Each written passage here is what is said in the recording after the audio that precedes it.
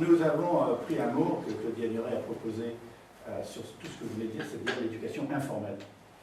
L'éducation formelle, c'est les disciplines, la pédagogie, on rentre dans le cadre, on rentre dans le moule. Et les savoirs du monde s'acquièrent par l'éducation informelle. Le problème, c'est le troisième que vous n'avez pas cité, mais je pense que vous l'avez dans la tête aussi. Vous avez cité les disciplines, la tyrannie des disciplines. Vous avez cité la pédagogie, francement, et l'autre, c'est les diplômes. C'est-à-dire qu'en fait, tout ce système est construit pour la reconnaissance que quelqu'un sait quelque chose. Ça s'appelle les brevets, ça s'appelle le bac, ça s'appelle les concours d'entrée dans les grandes écoles, ça s'appelle ceci, ça s'appelle cela. Et les jeunes qui ne sont pas idiots, ils savent qu'ils peuvent acquérir de l'éducation informelle, mais elle n'est pas reconnue. Donc, le grand effort à faire, c'est la reconnaissance qualitative et pas seulement quantitative de ce que les gens savent. Et pour ça, il y a des tas de moyens dont je pourrais parler, si vous voulez, dans un débat. Un petit mot peut-être avant que je redonne la parole à... Toujours très lié à ce qu'il y a sur EducaVox, c'est vous donner quand même le sentiment de ce que je ressens quand je vois, par exemple, le nombre de lectures, d'articles. Alors c'est vrai qu'on voyait la richesse des articles, bon, les débats, les billets qui sont énormément vus, les pratiques, les approches, qui viennent aussi quand même, je voudrais le souligner, aussi bien de la zone francophone, puisqu'on a beaucoup de Canadiens qui écrivent, et nos amis belges. Et c'est important aussi qu'il y ait ces visions, avec l'un plus axé sur les citoyens, d'ailleurs, je disais ce matin en rencontrant, et les Canadiens vont plus sur la technologie. Mais c'est ça la richesse. Ce que je vois en revanche, c'est que quand les articles passent là, eh bien, il y a quand même quelque part des articles qui immédiatement ont une audience extraordinaire, et comme par hasard, ces articles-là, ils sont quand même tournés vers l'avenir et la prospective. Et donc, les gens qui s'emparent de cela, je crois que ça a cette utilité-là. Parce que comment se fait-il? Par le jeu des réseaux, parce qu'ils sont retweetés, parce qu'ils sont remis sur les réseaux, etc. D'ailleurs, je vous signale qu'on a ouvert une page Facebook et une page Twitter depuis hier sur... Quelle heure depuis hier, quelle heure 13h15. Et donc, voilà, et je crois que par ce jeu des réseaux, eh bien, on voit bien ce qui préoccupe les gens. Donc ça, c'est un outil aussi de veille de l'esprit, de ce qui va s'éveiller ce qui s'éveille dans les consciences des pédagogues à l'heure actuelle. Donc ça me semble important aussi de le signaler. Voilà. Daniel, quand même, tu t'étais présenté et tout, mais sur ce sujet, tu as le droit à donner quelques... Tu as même 7 minutes. Maxime. Non, juste, il y a pas très longtemps, je me souviens que j'ai fait une intervention publique dans un amphi à Sciences Po. Ils m'ont dit, vous allez voir, c'est un amphi vachement équipé, etc. Effectivement, moi, à l'endroit où j'intervenais, il y avait un bureau avec une table de verre, 2 écrans, etc. Il y avait une espèce de baie, je me demande d'ailleurs ce que ça fait, une baie à côté avec plein de trucs, des clignotants, machin, etc. C'est vachement équipé, et je regardais ensuite l'amphi, qui était un amphi dans lequel je m'étais assis en tant qu'étudiant aussi, et c'était les mêmes tables de bois, c'était les mêmes bancs. Il n'y avait pas de prise électrique. Il n'y avait même pas de prise électrique. Et j'avais montré à ce moment-là, vous voyez, en fait, un choix d'architecture technique, c'est un choix d'organisation du pouvoir, d'organisation de la connaissance, etc. Celui-ci, il présente l'avantage d'être très explicite. Voilà, le prof, il est là, on a dépensé 50 000 € pour lui, et autour de lui, et les élèves, on n'a fait rien. Et ils se démerdent. Alors, heureusement, effectivement, ils se démerdent d'une certaine manière, mais enfin, la disjonction... Oui, voilà. Mais la disjonction est quand même frappante. Et je pense que ce qui est important dans ce qu'on est en train de raconter là, c'est qu'à la fois, on le dit, effectivement, il y a du EducaVox, il y a certaines choses, etc., dans une période où la dominante est plutôt, pour moi, profondément régressive en matière d'éducation, et où, effectivement, du coup, il y a un moment où ça peut casser. Mais c'est important d'avoir ça en tête, c'est qu'aujourd'hui, c'est plutôt, voilà, il faut qu'ils apprennent, et puis il faut qu'ils ne mouftent pas en plus. Les correspondants étrangers de mon fils de 100 ans qui arrivent, ils ne comprennent pas pourquoi une bonne classe est une classe qui silencieuse. Silencieuse.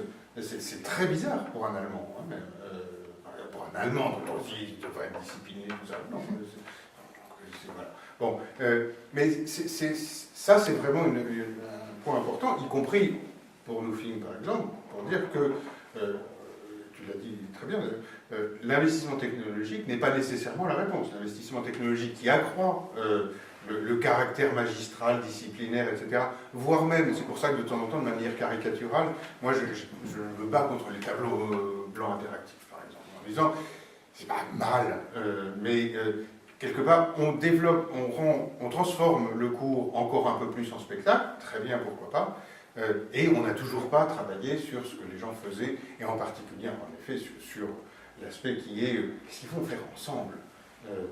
Toute notre vie, on va passer notre vie à faire des trucs ensemble avec les autres, sauf à l'école. C'est le seul endroit où on n'a pas le droit de travailler avec les autres, quasiment. Où vraiment exceptionnellement, on va faire un exposé, voilà. Mais c'est des moments, sinon, normalement, on ne travaille pas ensemble. Ce qui est quand même invraisemblable.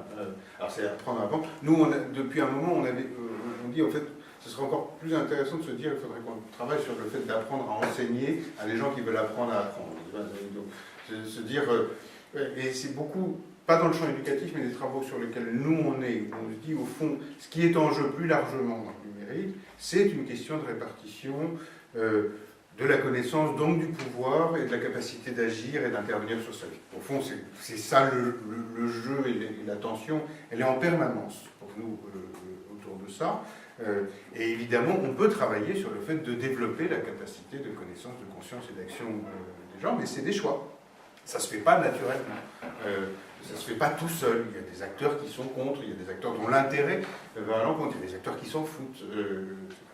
Bon, dans le champ éducatif, en tout cas, c'est vraiment un enjeu. Donc, moi, juste pour terminer là-dessus, et en dessous de mes 7 minutes, dire du coup que, pour aller dans la lignée de ce qui a été dit, l'embêtant dans cette histoire, c'est qu'on ne parle pas d'un changement de degré, de niveau, etc., mais d'un changement extraordinairement profond. L'embêtant, c'est qu'on le fait. L'embêtant, c'est qu'on doit le faire pour 2 millions et quelques élèves, c'est-à-dire dans une masse extraordinairement lourde. Et donc, une des grandes questions, c'est un peu le comment. Sachant que le grand soir, par exemple, c'est probablement une technique qui ne marchera pas. Voilà, mais même, certainement. Donc comment on fait, sachant que le petit soir, c'est-à-dire en même temps de l'autre côté, toutes les initiatives, etc., ça ne marche pas non plus. C'est-à-dire aujourd'hui, tous ces gens formidables qui font des trucs formidables, etc., en disant ils n'en peuvent plus, ils en ont marre, ils arrêtent, enfin bon, voilà. Et tous les entrepreneurs que moi je vois souvent dans le monde du numérique éducatif, alors de temps en temps eux-mêmes ont un problème de bascule vers le nouveau monde, mais ils sont tous fatigués, ils ont tous bavé, ils sont tous pauvres, enfin bon, voilà, c'est compliqué hein, quand même. Et c'est notamment compliqué à cause du nombre. Et puis le fait qu'il n'y ait plus d'argent public.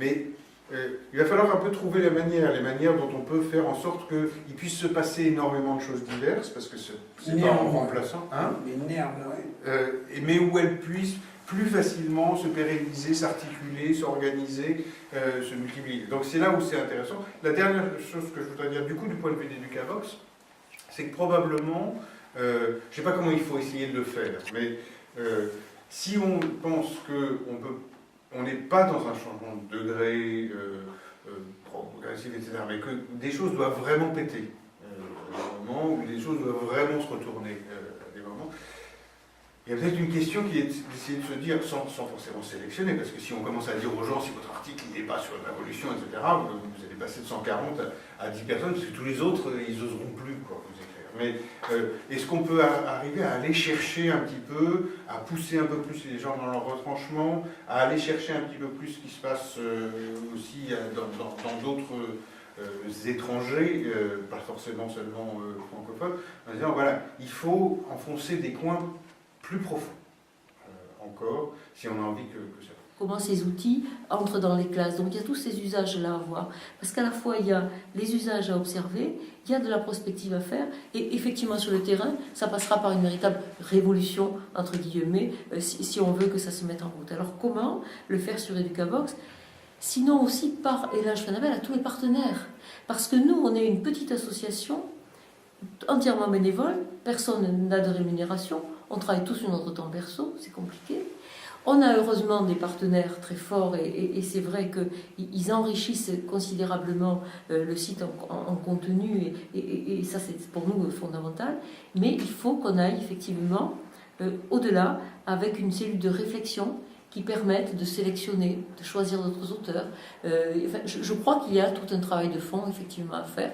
Si on veut vraiment compter pleinement dans l'élaboration de quelque chose qui modifie considérablement la manière d'enseigner. Ça, je crois.